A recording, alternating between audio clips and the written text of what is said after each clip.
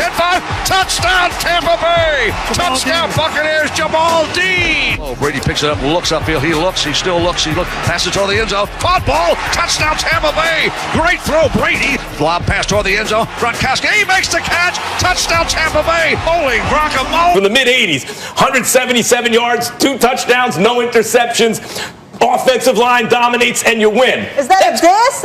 I'm saying you could put a lot of quarterbacks in that position. No, you can't. And if your defense forces basically 2 pick sixes, you're going to win. You can't do that. You can't put a lot of quarterbacks in there and do that. Go ahead and finish. Hold on. To hand the ball to your running back, it's 113 yards, about 5 yards a carry. It's running game and defense. Tom Brady is a professional quarterback and he's clutch. No doubt about it. But really, the last couple of years, he's been relying on running game and defense. How was yesterday any different? Do you have a tape?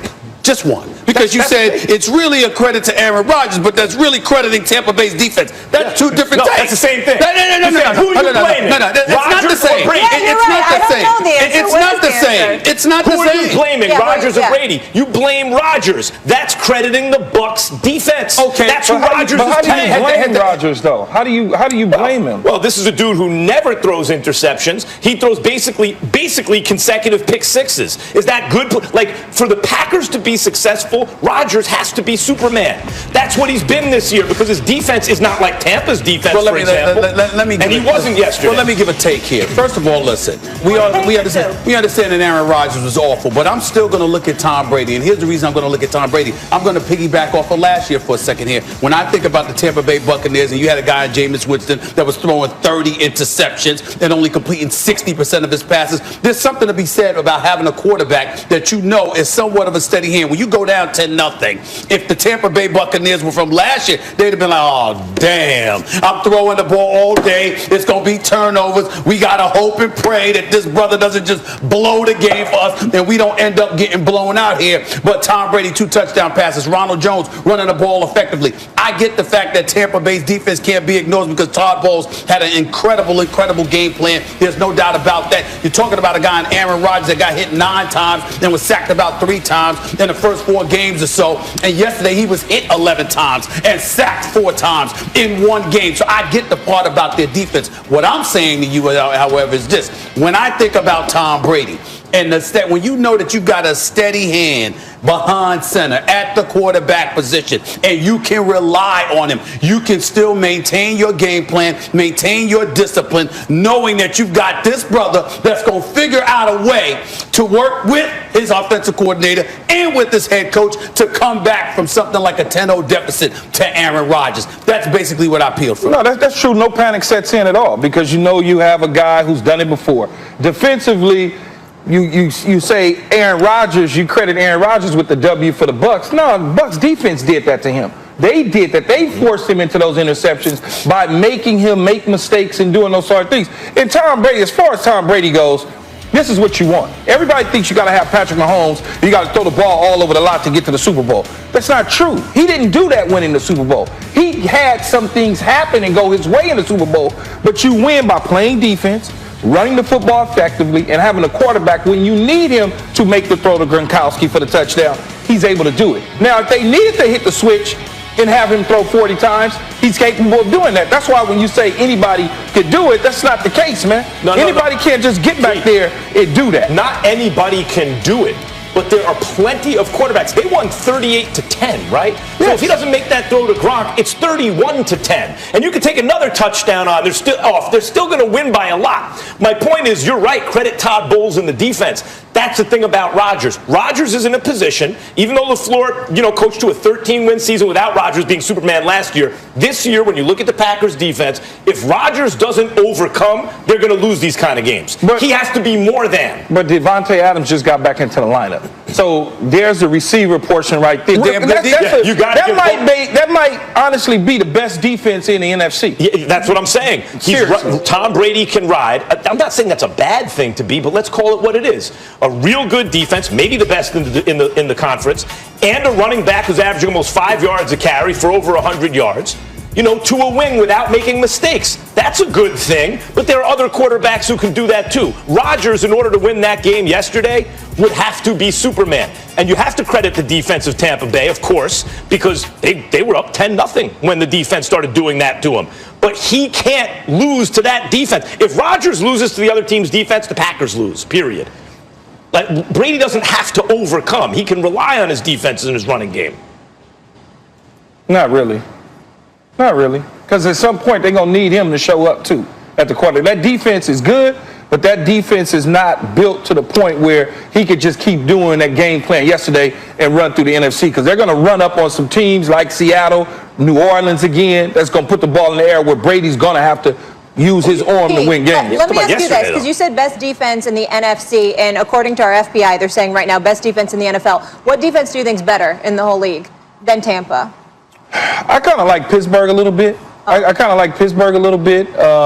Baltimore secondary has to start playing better.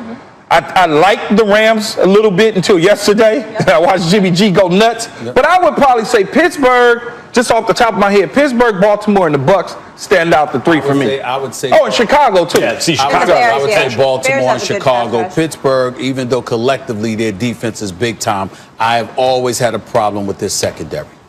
Always had a problem. I think they're undersized. I think you can go up with 50-50 plays. But Pittsburgh's never, under Mike Tomlin, the secondary's never really been, outside of Troy Polamalu, it really never been the staple of that defense. It's their front seven. I understand that, but I think that is the thing that's held them back from getting over the hump to some degree. If you look at the Steelers' defense with Mike Tomlin, if you look at them collectively, their offense has always been potent, with the exception of last year with Big Ben was out. And defensively, they find a way to get things done. But their secondary, those corners, undersized. Is the question? Which Patriots.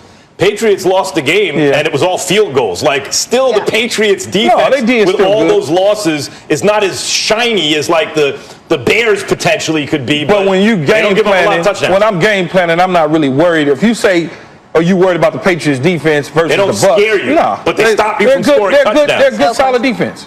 All right, so Aaron Rodgers, that was an anomaly, and according to Max, anybody can do what Brady did. But not anyone can put on a three-piece suit and give two takes in the morning. It takes a special guy like Max Kellerman, a special guy like Tom Brady. First 6 games last year, Jameis Winston had 12 interceptions. Yeah, but I'm just saying. The Bucs are better because of Brady. You cut them interceptions in half, they're going to win a lot more games. Right, that was the idea. Yeah, you're going to cut that in half. We'll leave it there. Check out Keyshawn every morning, 6 to 10 a.m. Eastern. We've got much more to come here on First Take. Speaking of the Steelers, Baker Mayfield has not lived up to the hype after that beatdown by Pittsburgh. Is it time to... The 5th-ranked QB, according to our friends at EA Sports. That bad man who Max calls the BOAT, Aaron Rodgers, has an overall rating of 89. Rodgers falls right behind Brady on the list of QBs. That's 6th overall. Rodgers surprisingly ranked 20th in the NFL last season with a QBR of just over 50. It's our Marines Game Changers debate of the day, and Marcus, you are up first. Is Brady overrated here, sir, with the 5th best quarterback rating? Yes, he's overrated. Absolutely. He's not the 5th best quarterback in the NFL. You can make an argument that Drew Brees should be ahead of Tom Brady when we have this discussion. But I look at this league, and this is me. Patrick Mahomes, Russell Wilson, Lamar Jackson, Aaron Rodgers, Deshaun Watson. Those are the 5 quarterbacks I would want before Brees and Brady. And obviously they would come in 6 and 7. So, yeah, it's wrong. Aaron Rodgers is a better quarterback at this point than Tom Brady is. Tom Brady is still really, really good. He's still a quarterback that you can win with. But we're comparing guys at the points of their career when we believe who's the better guy at doing their job. And that's Aaron Rodgers above Tom Brady. I get it. I get the love for him. I understand that everybody loves the fact that Tom Brady is in Tampa and he has all of this talent around him. I understand when Madden is rating these guys, they base it off of a lot of things, a lot of analytics. My eyes tell me Aaron Rodgers is a better quarterback than Tom Brady. And that's as simple and plain as I can make it, Stephen A.